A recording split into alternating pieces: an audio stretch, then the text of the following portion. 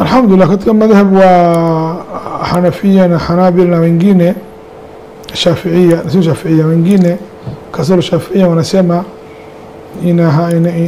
inaharibu wudhu kama unakula nyama ngamia, wudhu yako inaondoka.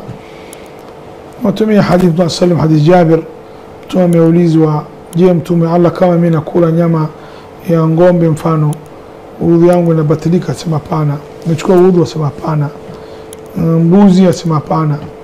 Sasa kama nakula nyama ngamia? Sema naam, chukua wudhu. Hadithi ya Muslim hii. Lakini Shafiia wanaona hapana, hadithi hii imefutwa. Imefutwa baada hadithi nasema akhir amrayni min ahd an-nabi sallallahu alayhi wasallam an la natawadda mimma masathu an-nar. Mambo ya pili ya mwisho Mtume sallallahu alayhi wasallam ilikuwa kila kitu imegusa na moto, imepikwa, haiharibu wudhu. Shafi'i anafikiri hadithi hii imefutwa.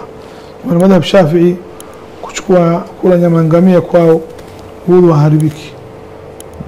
Kwao ni hivi madhhabu yao.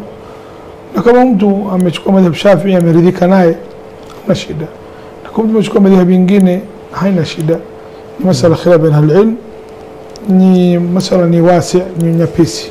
Asante. Lakini mimi Sheikh Abdul Qadir kama nakula nyama ngamia nachukua wudhu.